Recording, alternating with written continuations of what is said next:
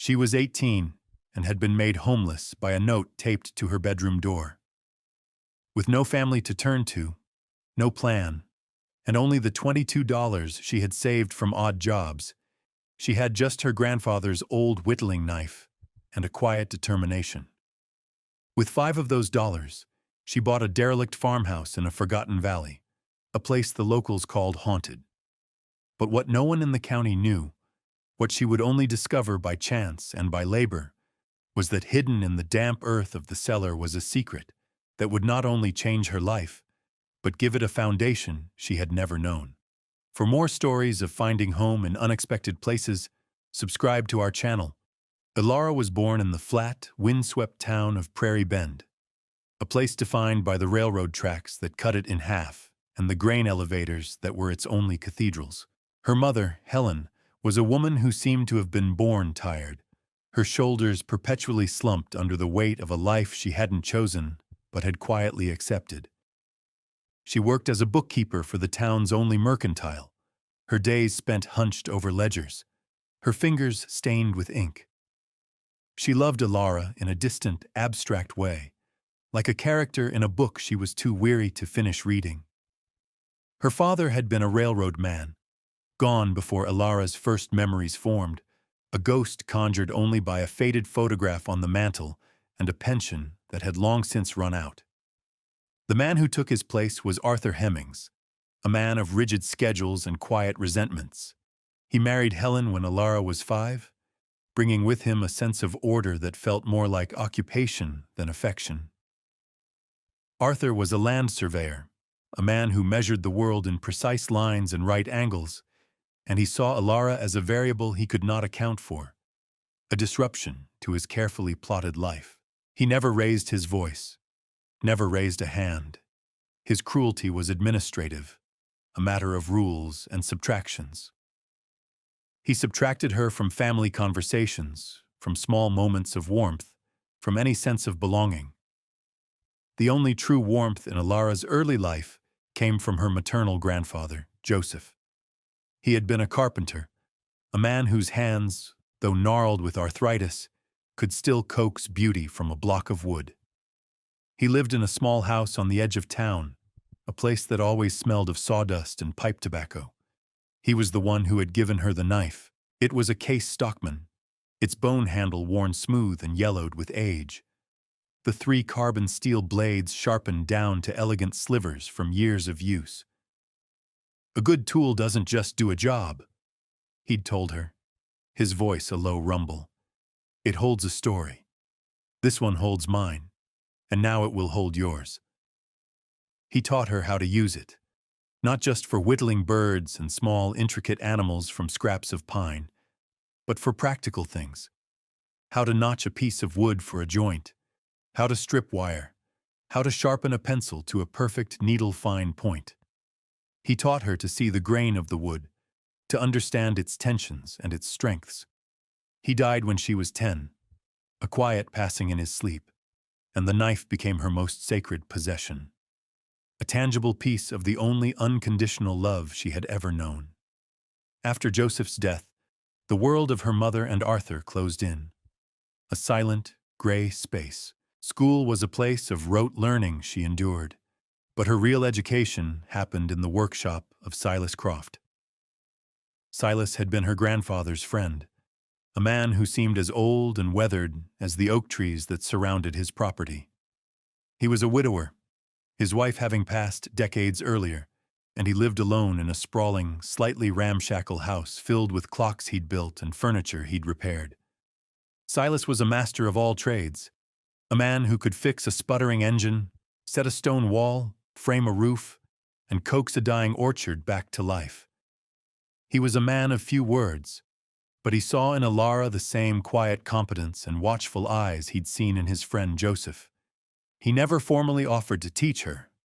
The arrangement simply evolved. One afternoon, she had been watching him reglaze the windows of his workshop. He didn't look up, just gestured with his putty knife. "Glass is set. Pins are in. Your turn to apply the glazing compound. Keep the angle low and the pressure steady." She picked up the tool and did as he said, her hand surprisingly sure. From that day on, she spent every hour she could steal at his side. He taught her the language of tools, the heft and purpose of each one. She learned the difference between a rip cut and a cross cut, the satisfying thud of a well-seated mortise and tenon joint. He taught her carpentry first, starting with how to care for the tools themselves, how to sharpen a plane iron on a whetstone, the oil smelling of metal and earth, how to set the teeth of a handsaw, how to hang a hammer so it felt like an extension of your own arm. He showed her how to read a building, to see its bones beneath the skin of plaster and siding. "Look for the sag," he'd say, pointing to a tired roofline. "Tells you where the load is failing. Could be a rotten joist, could be a weak post in the foundation. You don't fix the symptom, you fix the cause." He taught her masonry, how to mix mortar to the perfect consistency, like thick porridge, he'd mutter, and how to lay a course of brick so it was level, plumb, and true. She learned the feel of a trowel in her hand, the scrape and slide of it against the rough texture of the brick. She learned how to patch plaster, how to sweat a copper pipe, how to diagnose the ailment of a clogged drain by its gurgle. Silas never praised her with effusive words, but his approval was there in the small nod, the grunt of satisfaction, the way he would hand her a more complex task without instruction, trusting she would know what to do. He was teaching her not just skills, but a philosophy. That the world could be understood, that what was broken could be mended, that patient work was a form of grace. It was a world away from Arthur's sterile order and her mother's weary resignation. In Silas's world, Ilara was not a problem to be managed, but a capable pair of hands. The day she turned 18 fell on a Tuesday in late October. The air had a sharp, metallic bite, and the cottonwood trees had shed their last golden leaves. It felt like any other day.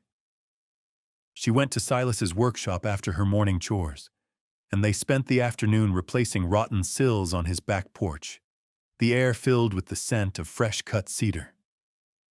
When she returned home as dusk was settling, she found the front door locked. It was never locked. She knocked, waited. The silence inside was heavy, absolute. Taped to the glass of her bedroom window facing out was a white envelope.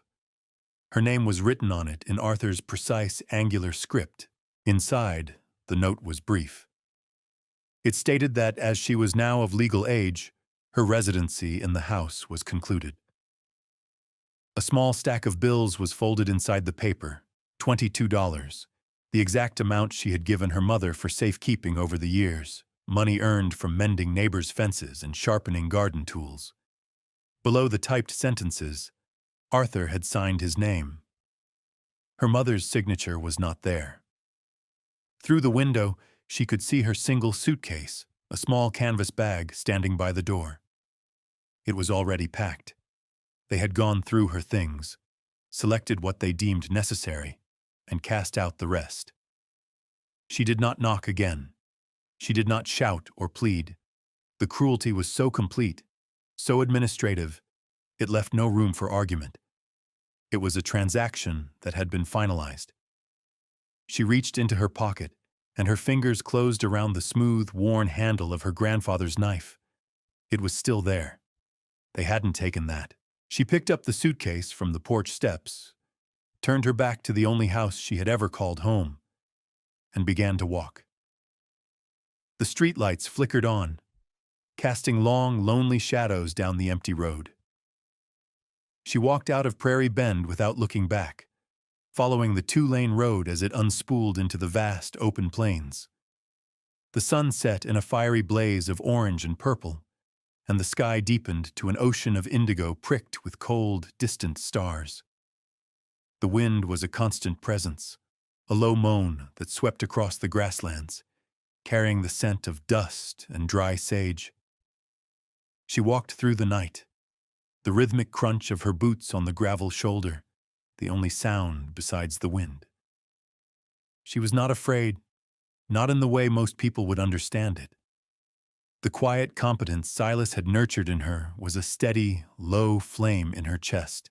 She was cold, yes, and a deep, hollow ache had settled where her sense of home used to be. But her mind was clear, focused on the immediate physical facts of her situation. She had a bag with 2 changes of clothes, a bar of soap, a blanket, her knife, and $22. She had her own 2 feet and a body made strong by years of labor. These were the assets she inventoried as she walked. The landscape was stark and beautiful, a canvas of subtle browns and golds under the enormous sky. During the day, she watched hawks circle on thermal currents, their effortless glide a lesson in patience and energy conservation. She observed the geology of the road cuts, noting the layers of sediment and rock, a habit learned from listening to Silas explain the importance of understanding the ground beneath the foundation. She slept in abandoned barns and dry culverts, wrapping herself tightly in the wool blanket, her small bag clutched to her chest. She ate sparingly, buying crackers and cheese in the few small towns she passed through, making the money last. She moved west, drawn by an instinct she couldn't name, toward the dark, jagged line of mountains that slowly grew on the horizon. The journey was a stripping away of everything that was not essential. The girl who had lived in Prairie Bend, who had a mother and a room and a place at a table, was sloughed off with every mile. What was left was Elara, a solitary figure moving through a vast landscape, her senses sharp, her purpose narrowed to the next step, the next sunrise. After 3 weeks of walking, she crested a rise and saw below her a small town nestled in a high valley, cradled by pine-covered slopes. A creek, sparkling in the late autumn sun, wound through its center. This was Redemption Ridge. It was a place that felt like it was at the end of the road, a town where people came to be forgotten or to forget. The buildings were a mix of sturdy log construction and clapboard storefronts with false fronts, all weathered to a silvery gray. She walked into the general store, the bell above the door announcing her arrival with a cheerful jingle. The woman behind the counter, Martha, was stout and gray-haired, with kind, weary eyes. Elara bought a loaf of bread and a wedge of cheese, and as she paid, she asked if there was any work to be had. Martha looked her over, taking in the worn boots, the dusty clothes, the quiet self-possession in her eyes. "Not much work," she said slowly. "But there's a place, the old Holloway farm, been empty for 20 years. Nobody wants it. Say it's haunted." Elara felt a flicker of interest. "Haunted?" she asked, her voice quiet. Martha shrugged. "Old Agnes Holloway lost her husband and her boy to the flu in one winter. Folks say she went a little mad from the grief, just vanished one day, left everything behind. The place has a bad feel to it, they say. County owns it now. They'd probably pay you to take it." The next morning, Elara went to the county clerk's office, a small room in the back of the town hall. The clerk was a man named Abernathy, a fussy, balding man buried under stacks of paper. When Elara asked about the Holloway place, his eyes lit up. He pulled out a large, dusty ledger and a rolled-up plat map. The property was 160 acres, with a farmhouse, a barn, and a few outbuildings, all marked as being in poor condition. "The taxes have been delinquent for 2 decades, he explained, almost giddy. "The county just wants it off the books. There's a $5 filing fee for the deed transfer. You pay that, and it's yours." He looked at her, expecting her to laugh or argue. Elara simply reached into her pocket and placed a worn $5 bill on the counter. An hour later, she walked out of the town hall holding the deed to the Holloway farm. She walked the 2 miles out of town, following a rutted track that led up into a smaller, more secluded valley. The farmhouse stood on a gentle rise, overlooking the creek. It was a simple 2-story salt box, built of hewn logs chinked with crumbling mortar, with a steep pitched roof and a wide front porch that sagged on one end. The windows were dark, empty eyes, several panes shattered. The barn, a larger structure 50 yards away, listed heavily to one side, its great doors hanging askew. But the bones were good. Ilara saw it instantly. The foundation was massive fieldstone, settled but not collapsed. The log walls were straight and true, the wood silvered but not rotted. The roofline, despite the missing shingles, was still a clean, strong line against the sky. It was a place built to last, a testament to the hope and hard work of the people who had raised it from the ground. Others saw a haunted ruin. Ilara saw a project. She saw a home waiting to be reclaimed. She walked up the porch steps, which groaned under her weight, and pushed open the front door, which creaked inward on rusted hinges, stirring up a cloud of dust that danced in the single beam of light piercing the gloom. The inside of the house smelled of mouse droppings, decay, and the deep, damp cold of long abandonment. But beneath that, Ilara could smell the faint, lingering scents of pine logs and wood smoke, the ghosts of 100 fires in the hearth.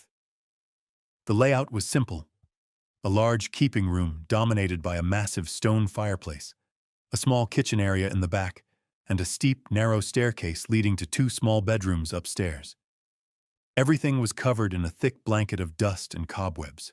A few pieces of simple, sturdy furniture remained: a heavy oak table, a few chairs, a bed frame upstairs.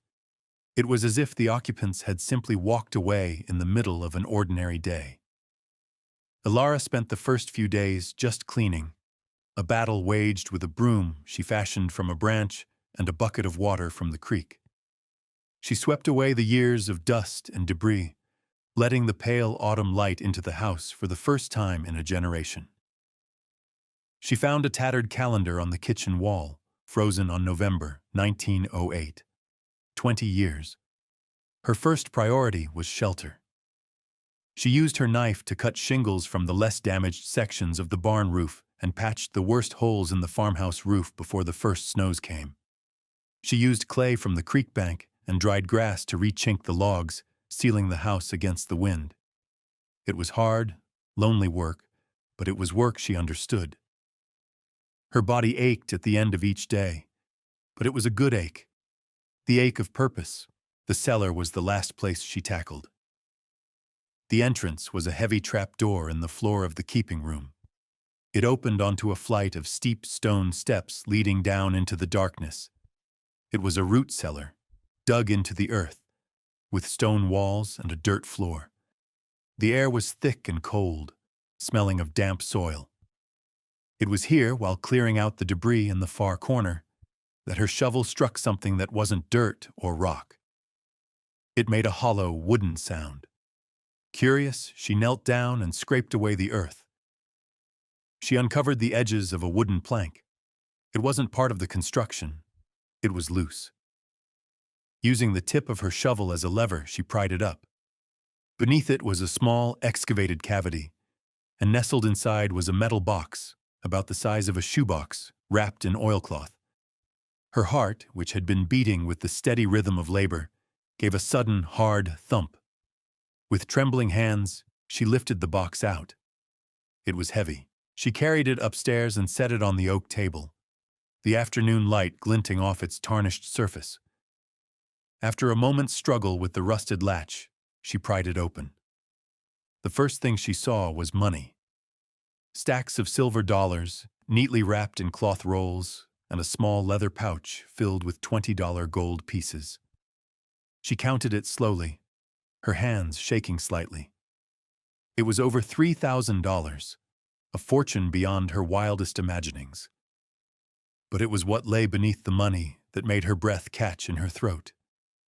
There was a letter, a thick sheaf of papers tied with a faded blue ribbon, and a small cloth-wrapped object. She untied the ribbon and unfolded the letter. The handwriting was neat, precise, the ink faded but still legible. "To whoever finds this," it began. "My name is Agnes Holloway. I built this house with my husband, Samuel, in the spring of 1888. We came from Ohio with nothing but a wagon and a dream of a place to call our own. For 20 years, this was our Eden. We worked this land, and it gave us everything. Our son, Daniel, was born in the room above, in the light of a summer morning. He was a bright, happy boy, with his father's laugh and my stubborn streak. The letter went on to describe their life on the farm, the changing seasons, the small joys, the relentless work. Then the tone shifted. In the winter of 1908, the influenza came to the valley. It took my Samuel first. He died in my arms, right here in this room, his breath a ragged whisper. 2 weeks later, it took my Daniel. He was only 10. I buried them both myself on the hill that overlooks the creek. After they were gone, the light went out of this place. The silence was a living thing. I stayed for a year trying to keep the farm going, but my heart was buried on that hill with them. This money is what we saved. It was for Daniel's future, for his education, for a life we dreamed for him. I cannot take it with me, and I cannot bear to see it fall into the hands of bankers and lawyers. So I am leaving it for the next person who comes to this place with hope in their heart. Perhaps you are young as we once were. Perhaps you are fleeing a sorrow of your own. Use this to build a life. Do not let this house be a monument to grief. Make it a home again. That is all I ask. Signed, Agnes Holloway. Tears welled in Alara's eyes, the first she had shed since leaving Prairie Bend. They were not tears of sadness, but of a profound and startling connection to this woman she had never met. She carefully unwrapped the small cloth object. It was a child's silver rattle, tarnished with age, a small dent in one side as if from a fall. It was Daniel's. She held it in her palm, its weight a small, solid anchor in the quiet room. Agnes hadn't just left her money. She had left her a purpose. The next morning, Ilara walked into Redemption Ridge a different person. She was no longer just a survivor. She was a builder with a mission and the means to accomplish it. She went first to Martha's general store. With a calm authority that surprised even herself, she laid out a list. Sacks of cement and lime for mortar, a keg of nails, new window glass, a crosscut saw and a set of chisels, tar paper and shingles for the roof. Martha looked at the list, then at Ilara, her eyebrows raised. That's a mighty big order, girl. Ilara simply placed 3 gold coins on the counter. Martha's eyes widened. She said nothing, just nodded slowly and began to gather the items. The rebuilding began with the foundation.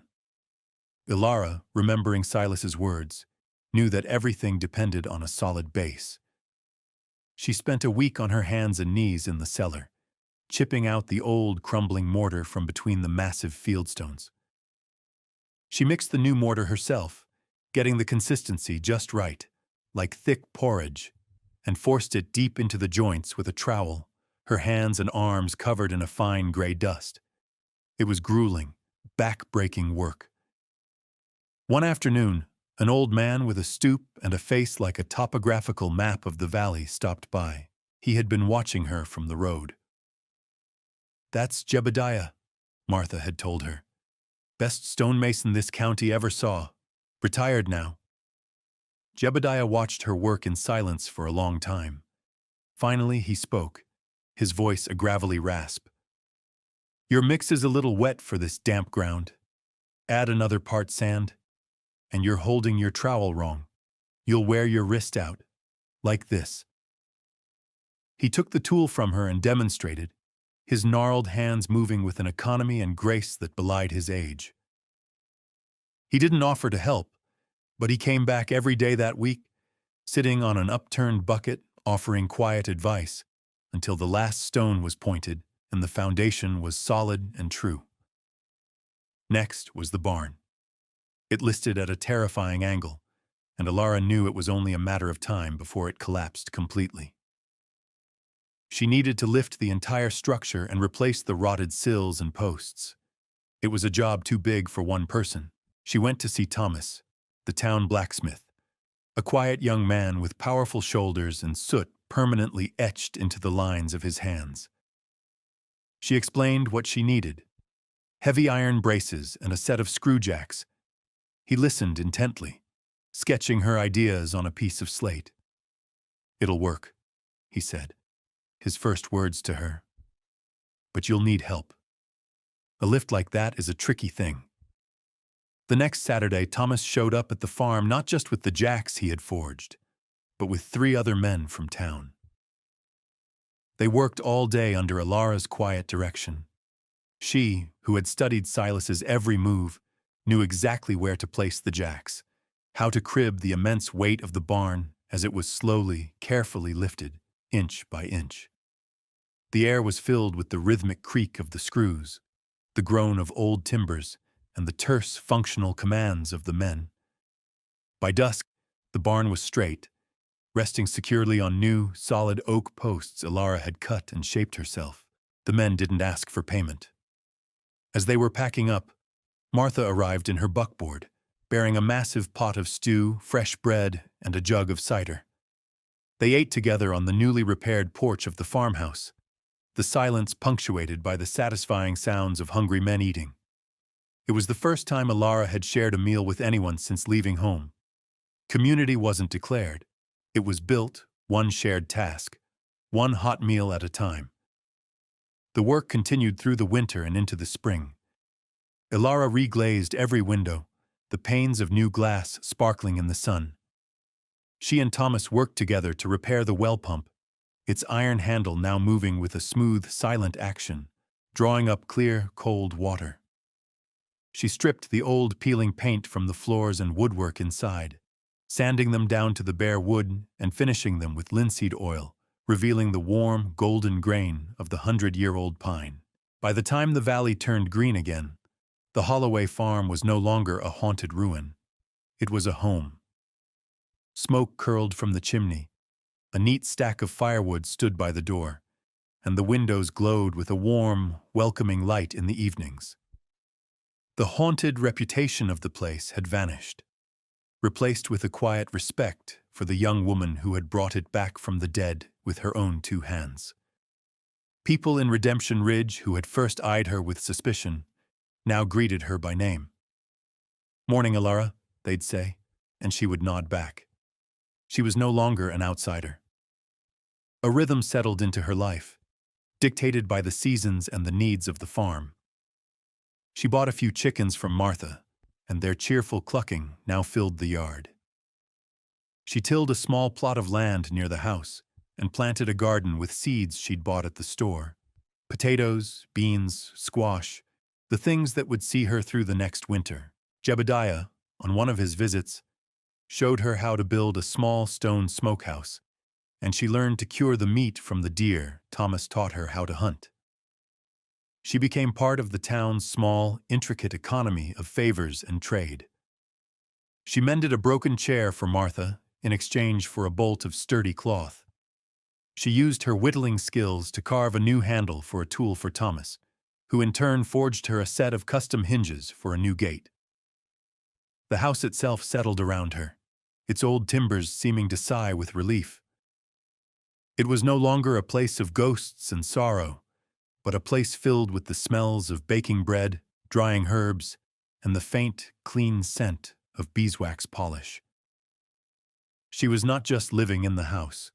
She was in a quiet conversation with it, tending to its needs as it sheltered hers. She had made Agnes Holloway's wish come true. It was a home again. One evening in early autumn, a year after she had first arrived in the valley, Alara sat in a rocking chair by the fire. The chair was one she had found in the barn, broken and discarded, and had painstakingly repaired. The fire crackled in the great stone hearth, the same hearth where Agnes and Samuel had warmed themselves, the same hearth that had witnessed a family's joy and its deepest sorrow. The house was quiet, a warm, breathing presence around her. The air smelled of wood smoke and the apple pie that was cooling on the kitchen counter. Through the window, she could see the stars beginning to appear in the deep blue twilight sky, the same stars she had walked under on her long journey. She reached into the pocket of her apron and pulled out her grandfather's whittling knife. Its bone handle was warm and familiar in her hand. She looked at it for a long moment, this small object that held the story of the man who had first taught her the value of a well-made thing. Then she rose and walked to the mantelpiece she had built above the fireplace. On one end of the mantel sat the small, tarnished silver rattle she had found in the cellar. She placed her grandfather's knife on the other end. The two objects, one from the grandfather who had loved her and given her a foundation in skill, the other from the stranger who had loved a son and given her a foundation, in fact, seemed to balance each other perfectly. They were talismans from two people she would never see again, strangers bound to her by acts of love and foresight. She thought of Arthur's note, the cold administrative dismissal that had cast her out into the world. It had been meant as an ending, but it had been a beginning. It had sent her on a path that led her here, to this place of her own making. She was 18 when she had been made homeless. She had $22 to her name, and she had spent 5 of them on a deed to a ruin. It was the best $5 she had ever spent. The world is full of things that have been abandoned: houses, skills, people, dreams. But sometimes, all it takes is one person with patient hands and a willing heart to see the value that remains. What have you found value in that others have overlooked? If these stories resonate with you, consider subscribing and sharing this with someone who appreciates the beauty of a second chance.